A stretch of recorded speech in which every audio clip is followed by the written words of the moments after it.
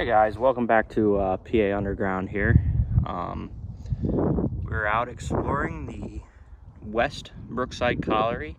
The last video I made for you guys was the East Brookside Colliery. Now there wasn't much of this colliery other than a breaker, a hydrator, and originally there was two slopes. Now the East and West Brookside were both conglomerate companies, so East Brookside did the shafting and the main tunneling and stuff like that, but the West Brookside mostly processed the coal.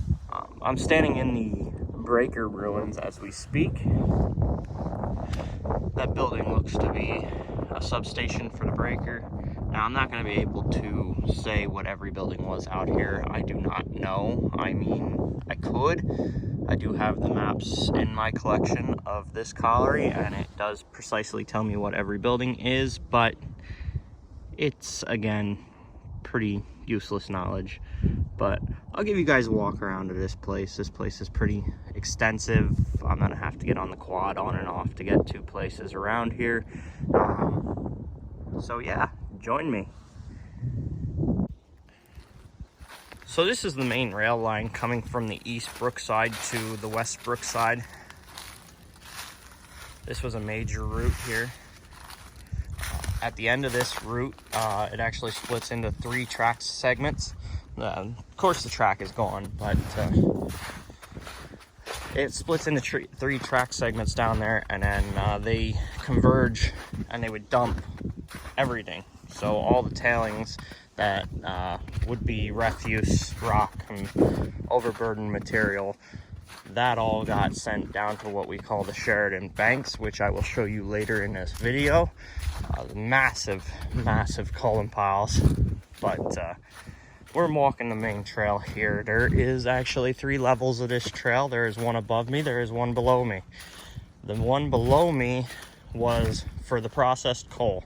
So P&R and I own this mine, and the breaker processed the coal. Now when the coal was processed, it was then loaded into Reading anthracite coal cars, which would have been stationed at literally the bottom of this. So the processed coal that came through this breaker was then loaded into coal cars and off to, you know, metal shops or foundries, home use. Some places took it to coal pockets. Now below me is another electrical station. It seems like we're in line here with one of the main electrical substations for each end of the breaker. This one was probably, that you see below me, was probably the largest on site. This is what ran the whole breaker. So the lights, the conveyors, the shaker tables. I don't know if this place had the vortexes. I'm not sure about that, but that down there is the main substation.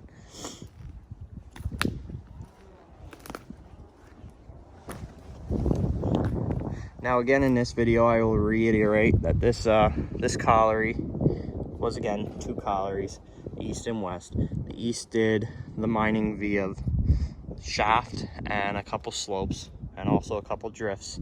This colliery in the beginning stages was 2 slopes, and then they worked that mine completely out. This is pretty hollow up here. There's some more of those deep trenches up this way as well. But when the slopes stopped producing, they stopped running at this, and East Brookside took care of most of the coal production for the East and West Brookside. As you can see a little bit, there's what we call the Sheridan Banks. A whole bunch of refuse, but we will go to that later. Here's the uppermost substation for the breaker.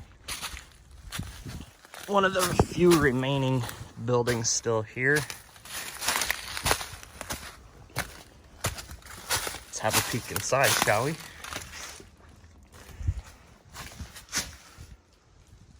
So not much here. The way I can tell this was one of the main substations is obviously the porcelain coming through the concrete and all of the holes in it. Normal buildings don't have this. But those porcelain holes are for all the electricity and power to come up in here into this small room, and there would be big circuit breakers and switches and what have you.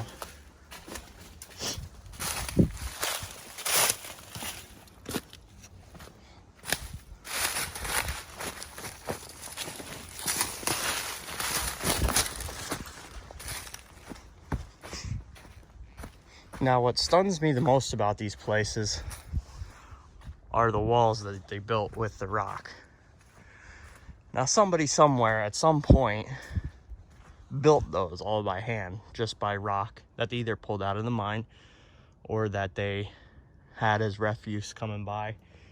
It's quite amazing. You don't get paid for that sort of stuff, so it's amazing that somebody would take the time to do it. Different generation, though. Not too sure what that was for.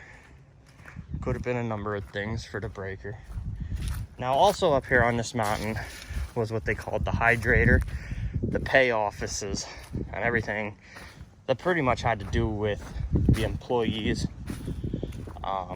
So the pay office, the weigh stations, everything like that. Now, I believe the building we're walking up to was their claim to fame, was their hydrator. That building processed a lot of coal, made it very nice for this company, able to sell a lot.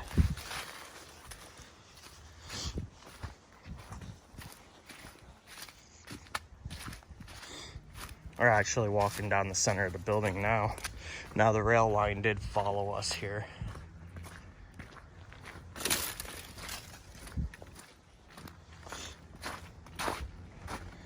a look over the edge. So there is another trail down there. It's another rail line. Like I said, that rail line was mainly used to take the processed coal out.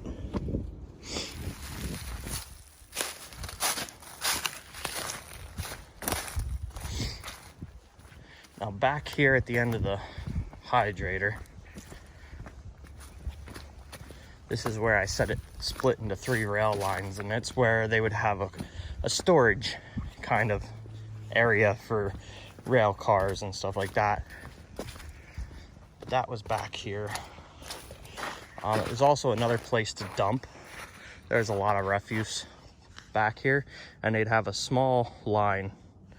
Well, actually, it was a small road they would have back here, and that small road, they would use excavators to dump trucks, all kinds of machinery to take the column that was coming out of the mine, so the refuse, and then made column piles down below us.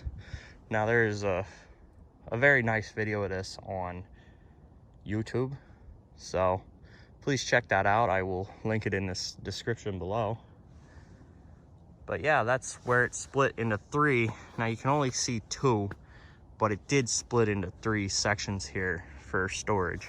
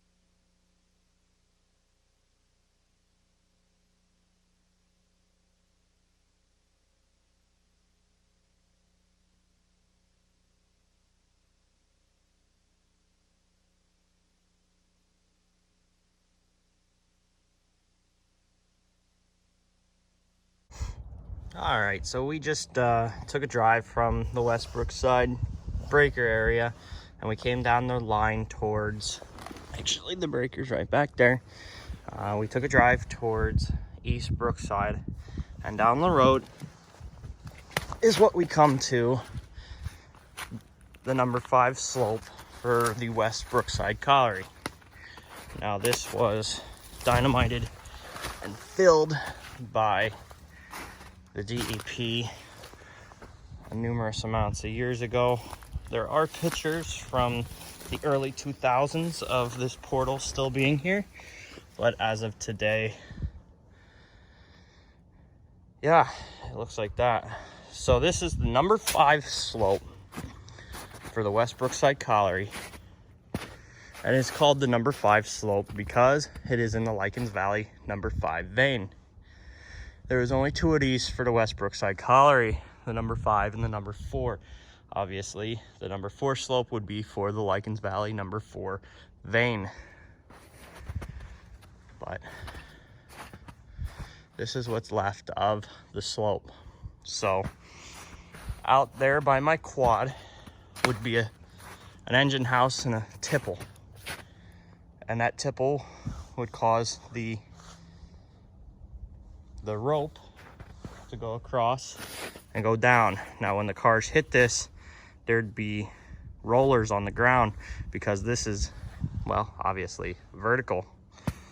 So, but this is the old number 5 slope. And like I said, there's nothing here anymore.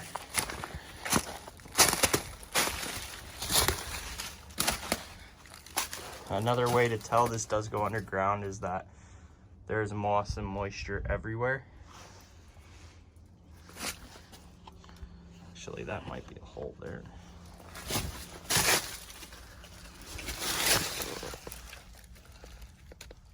That probably still goes under, but you don't want to play in these.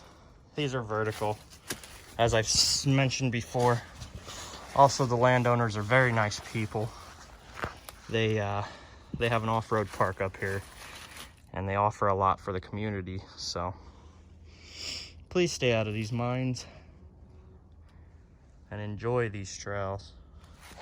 Brings money back into these dying coal patch towns. But we'll take another walk out onto this road.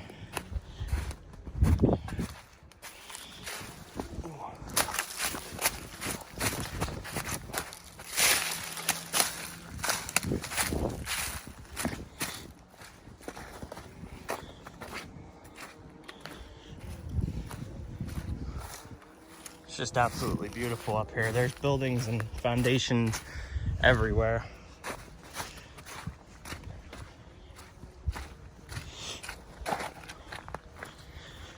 Like I said, the West Brookside was the larger of the collieries for the east and west, and it had more of the buildings, more of the infrastructure. It was busier. As you can tell, all their work was done on the surface, so this wasn't, you know, underground. Whereas the East Brookside, all their employees were underground, so there's not much left on the surface. Now over here, there is something interesting. I've spotted this a couple times just driving around up here.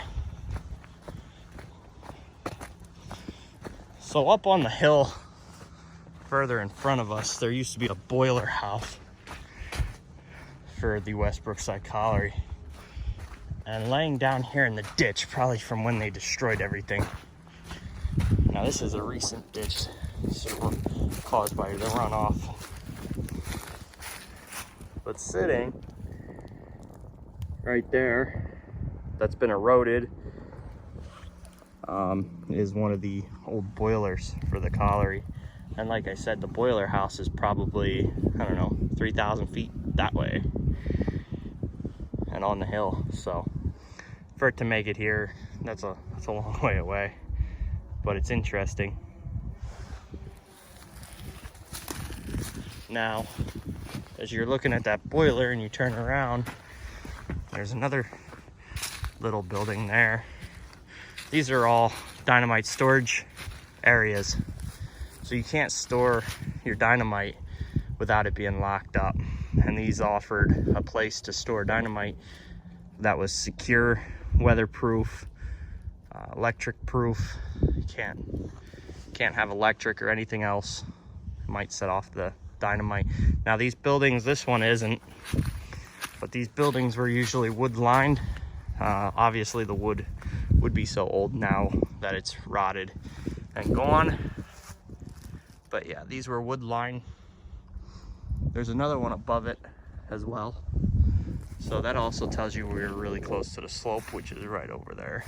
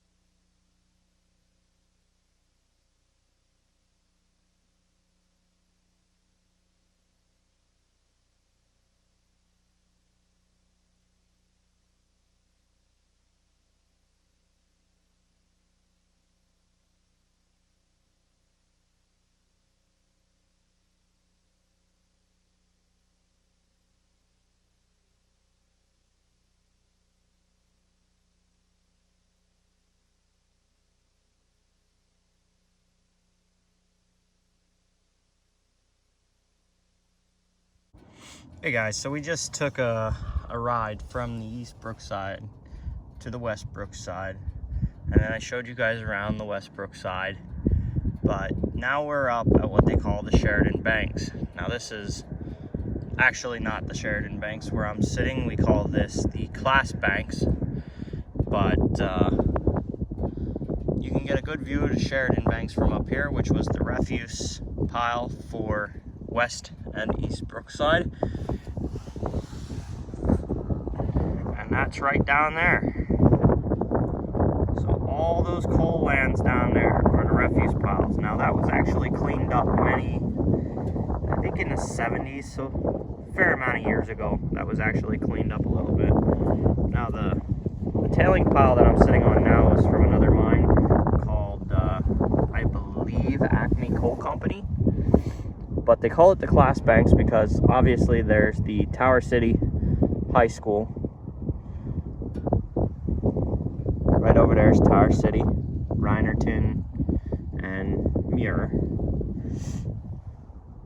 But they call this Class Banks because every year they used to come up here with white paint, and they used to write the name, the school year, the graduating year up here. So that's why they call it the Class Banks. But this gives you a beautiful view of the Lycans Valley. Right over there is Williamstown. I don't know if you can see it or not. I can. But there is also Lycans over there in the distance. It's right about in the middle of the street there. This is just an absolute beautiful spot to come up and sit. And the whole world just drops off in front of you, off the bank. But that pretty much wraps up my video of the West Brookside. There is not much more to even show nor mention, but if you like this video, like, comment, and subscribe. Please let me know what I could do better to make this possibly more enjoyable. If you have any tips, tricks, anything else, please let me know in the comment section. If there was something you guys wanted to absolutely see, please let me know. All right, that wraps up this video. Thanks, guys.